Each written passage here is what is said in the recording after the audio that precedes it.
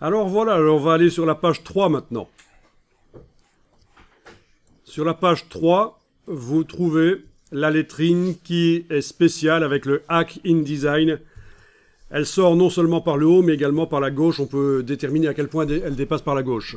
On va se souvenir un peu comment ça marchait. Donc, en cliquant à côté de tout, je clique à côté des pages avec la flèche noire, rien n'est sélectionné. Je vais pouvoir aller vérifier comment ça fonctionne. Quels sont les paramètres à modifier pour cette lettrine? Donc, dans la palette des styles de caractères, vous avez grande lettrine, style imbriqué, et retrait gauche de la lettrine, style imbriqué. C'est les deux choses qui vont être modifiées. Je double-clique à côté de grande lettrine, style imbriqué. Je vais pouvoir modifier la couleur des caractères, ce que je veux. La teinte, c'est indépendant de la lettrine de la page de gauche qui fonctionne d'une manière différente. Vous comprenez, c'est plus simple sur la page de gauche. C'est une autre manière de faire. Ici, c'est... Voilà. Vous avez la dimension des caractères, la police utilisée éventuellement.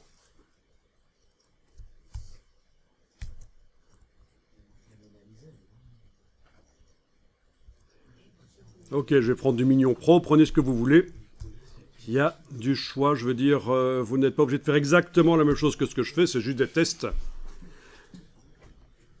Ok, il faut juste savoir si vous mettez une lettrine immense, tout le texte va disparaître parce qu'elle sera trop large pour être montrée dans la colonne. C'est typique de InDesign. Si quelque chose est trop large pour être montré dans la colonne, tout le texte disparaît.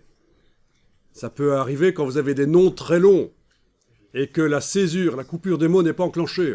Le nom est tellement long dans un titre, il fait plus que la largeur de la colonne, tout disparaît. Ça vient de là. Mais bon, là, ça va. Alors, le retrait vers la gauche, double-clic à droite du nom retrait gauche de la lettrine style imbriqué. Dans les formats de caractères de base, vous avez ici l'approche. Avec la touche majuscule, vous pouvez bouger sur les petites flèches ici. Avec la case aperçu coché, vous allez voir directement que la lettrine se positionne plus ou moins à gauche. Et ce qui est intéressant, bien entendu, c'est que ce sont des styles de caractères imbriqués dans des styles de paragraphes, comme vous le savez. Et si je veux faire ça à 36 endroits dans un document, je peux simplement, en appliquant le style de paragraphe, si je veux modifier tout ensemble, je le modifie par le style, c'est ça l'idée, hein.